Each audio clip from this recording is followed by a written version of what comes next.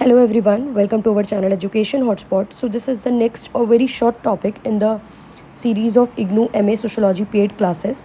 MSO 4 का topic है ये हमारा that what is Lohia's and caste conference. देखिए, अब कास्ट का मतलब मैं ऑलरेडी मल्टीपल वीडियो में कवर कर चुकी हूँ। अब यहाँ पे सिर्फ हम ये बात करें कि अगर ये वर्ड लिखा आ जाए कि जो एंड कास्ट पे कॉन्फ्रेंस हुई थी, तो आपके पास कुछ कंटेंट हो लिखने का, और इस कंटेंट को आप किस तरीके से एलैबोरेट कर सकते हो ये भी मैं यहाँ पे आपको बता के चलूँगी। तो एंड कास्ट जो लोहिया की कॉन्फ्रेंस हुई थी, ये पटना में हुई थी मार्च 31 डे April 2 1961। कब हुई थी? 1961 में। कहाँ हुई थी? पटना में।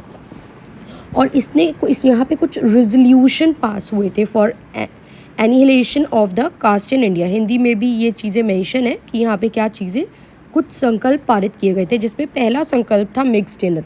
देखिए, मैंने यहाँ पे बहुत शॉर्ट में लिखा है, लेकिन आप इस पॉइंट को बहुत डिटेल में लिख सकते हैं कि आप मिक्स्ड डिनर पार्टी ऑर्गेनाइज करेंगे विलेजेस में। मिक्स्ड डिनर मतलब हर कास्ट का इंसान जो है वो उसमें पार्टिसिपेट करेगा। इससे जो है वो कलेक्टिव वाली फीलिंग आएगी, इससे आपस में कल्चर एक्सचेंज हो सकता है, इससे आपस में एक feeling of sympathy empathy develop हो सकती है। मिक्स्ड डिनर जो है वो लोगों को एक जरिया देंगे so that they can communicate with each other, so that they can understand each other better, जिससे कि वो एक दूसरे को और ज़्यादा बेहतर तरीके से समझ सकें। तो मिक्स्ड डिनर पार्टी आपको विलेज में अरेंज करनी है। इसके आप 4-5 पॉइंट बना सकते हो, इससे बेनिफिट क्या क्या होगा। Next is marriage. Intercaste marriage को कॉमन कर देना चाहिए। रूल्स आने चाहिए इंटरकास्ट मैरिज के। Intercaste marriage that is such a big taboo, मतलब जो एक बड़ा टैबू है, इसको आप और एक्सप्लेन करोगे कि एक जो बहुत बड़ी बात है, इसको हमें थोड़ा साधारण रूप से लेना चाहिए। इसमें प्रतिबंध नहीं लगाने चाहिए, क्योंकि देखा जाए तो हर तरीके से लीगली भी देखा जाए तो भी इंटरकास्ट मैरिज जो है उसमें कोई मतलब रुकावटें नहीं है। ऐसा नहीं है कोई लीगल कानून उस पर रोक लगा रहा है, ये लोगों की सोच है जो उस पर रोक लगा रही है। तो इंटरकास्ट मैरिज को कॉमन कर देना चाहिए। कॉमन होगी तो देखो, एक जगह का जब पर्सन दूसरे कल्चर में जा रहा है, दूसरे कास्ट में जा रहा है, तो वहाँ पे भी ट्रेड्स, कल्चर, वैल्यूज़, नॉर्म, सब चीज़ें क्या होंगी? एक्सचेंज होंगी। तो इंटरकास्ट मैरिज होनी चाहिए। Plus, it suggested that title affixed to names should be evolved in such a way that it does not indicate the caste of a person. कई बार name के साथ टाइटल नहीं लग जाते कि ये तो ये है। जैसे देखो, आज की डेट में you can not call a person चमार, बट चमार जो है एक डेरोगेटरी वर्ड हमने बना दिया। क्यों? क्योंकि ये वर्ड उस एक टाइम पे लोअर कास्ट के लिए यूज़ किया जाता था। और जैसे लोहार बोलते थे, वो कोई ऑक्यूपेशन होती थी, बड़ई, ये वो, तो ऑक्यूपेशन के बेसिस पे या किसी बेसिस पे कुछ वर्ड यूज़ कर दिए जाते थे। तो अब ये तो लीगली भी आ चुका है कि आप चमार वर्ड यूज़ नहीं करोगे, ये डेरोगेटरी वर्ड है, करोगे तो भैया बहुत स्ट्रिक्ट पनिशमेंट है इस चीज़ के लिए। तो यही चीज़ है कि इस तरीके के टाइटल जो किसी पर्सन की कास्ट शो कर रहे हैं, क्योंकि वो फिर कास्ट डिस्क्रिमिनेशन को, कास्ट को लेके जो भेदभाव हो रहा है उस बढ़ावा को थोड़ी और हवा देंगे, उससे वो और जो डिस्क्रिमिनेशन है वो और बढ़ेगा। इसलिए जो भी कास्ट को लेके आपने किसी को भी टाइटल दिए हैं वो हटा देने हैं, वो नहीं रखने हैं हमें। ये भी थोड़ा इस तरीके से बढ़ा दोगे आप कि लीगल प्रोविज़न लाने चाहिए कि इस तरीके के टाइटल्स यूज़ नहीं करने हैं। If some person use derogatory word, कोई किसी के लिए अपशब्द का इस्तेमाल करेगा दूसरी कास्ट के लिए, तो उसके अगेंस्ट एक्शन लिया जाना चाहिए, उसे पनिश करना चाहिए। इससे जो लोअर कास्ट के लोग हैं उनकी रिस्पेक्ट, डिग्निटी भी बनी रहेगी। और डिग्निटी की बात तो हमारा कॉन्स्टिट्यूशन भी करता है कि हर पर्सन की डिग्निटी बनी रहनी चाहिए। राइट टू लाइफ का आर्टिकल भी देता है। तो ये सब चीज़ें थोड़ा थोड़ा करके आप थोड़ा सा एक्सप्लेन इस पॉइंट में कर देंगे।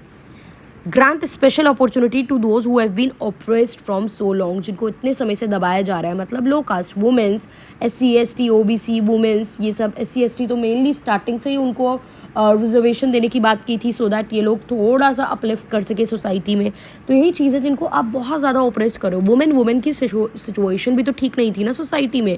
दे वर ऑल्सो नॉट अलाउड कि वो जाएँ, पढ़ें, काफ़ी सारी चीज़ें, जॉब। आज तो चीज़ें बदल गई हैं क्योंकि मॉडर्नाइजेशन आया, एजुकेशन बढ़ी, सोच चेंज हुई, तो चीज़ें काफ़ी चेंज हो गई हैं। बढ़िया है। यहाँ पे यही बात बोली गई, स्पेशल अपॉर्चुनिटी देनी चाहिए। ये उस समय लोहिया बोल रहे थे और दी भी गई, रिजर्वेशन दिया गया, अलग अलग राइट्स दिए गए। तो ये चीज़ आप लिखोगे, इसमें आगे मेंशन कर देना ना, few caste and few group of the society are marginalise, वो जो है वो समाज में पिछड़े हुए वर्ग के रूप में आते हैं। जैसे कि SC ST OBC में आप लिख सकते हो, वुमेंस लिख सकते हो। तो इनके वेलफेयर के लिए इनको कुछ स्पेशल प्रोविज़न दिए जाने चाहिए, इनको कुछ विशेष अधिकार दिए जाने चाहिए, जिससे कि ये समाज में जो भी अवसर है उनका बराबरी से लाभ उठा सके, जैसे बाकी लोग उठा रहे हैं। अगेन ये थोड़ा इलेबोरेटिव वे में हो गया आपका। ठीक है।